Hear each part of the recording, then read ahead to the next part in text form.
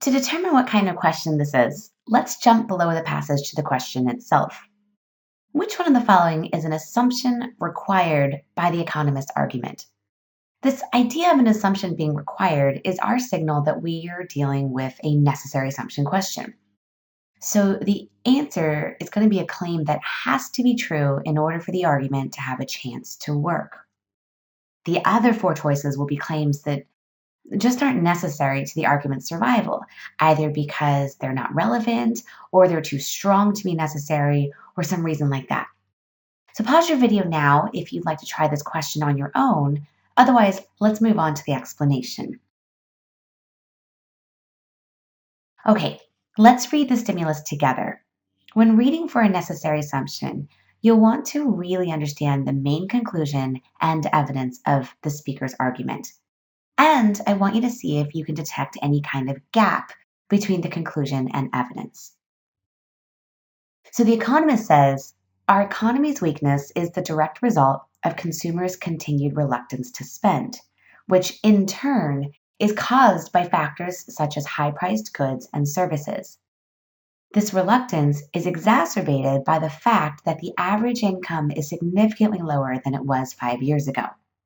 Thus, even though it's not a perfect solution, if the government were to lower income taxes, the economy would improve. Let's mark our conclusion first. We have a pretty nice keyword here with thus. And just to double check that it's actually our main conclusion, we can confirm that everything coming before it is meant to lead up to or support this conclusion. So, the economist makes a sort of conditional prediction that if the government lowered income taxes, the economy would improve. Okay, why does the economist believe that this would happen? Well, the answer to that question is our evidence. Now, when we're identifying evidence, we don't want to just robotically regurgitate everything that we see in the rest of the passage. We want to really simplify it and understand it for ourselves. So basically, one piece of evidence is this sort of chain reaction that high prices leads to people not wanting to spend, and that leads to our economic weakness. The second piece of evidence is that reluctance to spend is made worse by the lower incomes. So to find a gap in an argument, it can be really helpful to look for an idea or concept that kind of comes out of nowhere. So look at our progression here. On the evidence side, we're talking about lower incomes, high prices, reluctance to spend, economic weakness. Okay, what's the star player of the conclusion, though? The spotlight of the conclusion is on this recommendation to lower income taxes. Well, wait a minute. We never talked about lowering income taxes in the evidence. But the economist doesn't seem to notice that. That means that the economist is assuming or taking for granted that lowering income taxes is somehow related to something discussed in the evidence.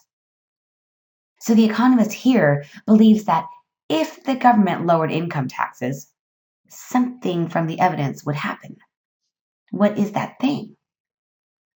Well, income in the evidence is connected to reluctance to spend. We see that in the second sentence. So the economist is assuming that if the government lowered income taxes, consumers would be more willing to spend. Because think about it, if they weren't more willing to spend, this conclusion that the economy would improve doesn't have a good leg to stand on. So it's necessary for this relationship to exist in order for the argument to work. We have a super strong prediction here, and that's a great goal to have for necessary assumption questions. If you have a super strong prediction, you won't get lost in all of the choices. So let's find our match. A, increasing consumer spending will cause prices for goods and services to decrease. That's not a match for our prediction, so we can get rid of it. As an extra note, this relationship doesn't work because in the passage, we learn that high prices cause a reluctance to spend, But this choice is that willingness to spend causes lower prices. That relationship is backwards. B, if consumer spending increases, the average income will increase. This doesn't match our prediction either, and it's actually backwards. The economist is assuming that a higher income will cause higher spending. But this choice has that relationship backwards, saying that higher spending will cause higher income. C, if income taxes are not lowered, consumers' wages will decline even further. This doesn't match our prediction either, so we can cross it off. Once again, the economist is assuming that a higher income will cause higher spending. But this choice is basically saying that if income taxes don't get reduced, people's income will keep falling. And that doesn't have to be true for the argument to work. Let's actually negate this choice and see what happens to the argument. Let's say that if income taxes are not lowered, consumers' wages won't decline even further. So we didn't lower taxes, but people's wages stopped dropping. That doesn't hurt the argument because we still don't know what would happen now that people's wages stopped dropping. Will they spend? Will they not spend? Since this doesn't affect the argument, it can't be a necessary assumption of the argument. Just a quick note of clarification on negation before we move to the next choice. If you negate a choice for a necessary assumption question, and negating that choice weakens the argument, then you have the answer. What it means is you took away something that was necessary to the original argument. And that's why the argument was weakened.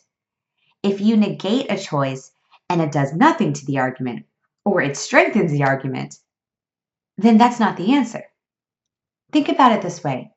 Let's say that I believe that water is necessary for a plant's survival.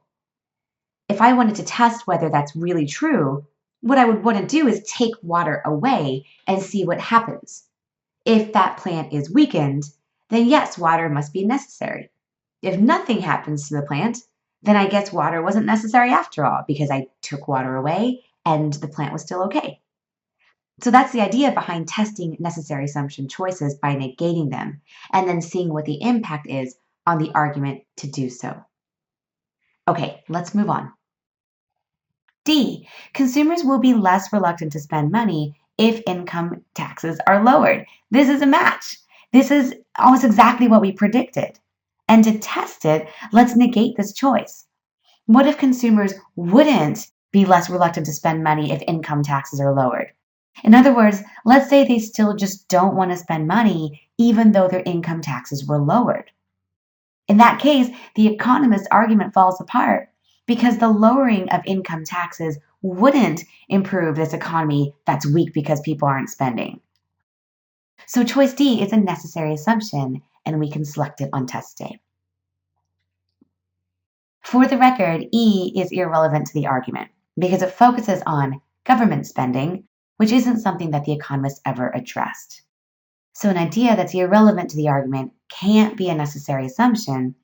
It can't be the claim that keeps the argument alive.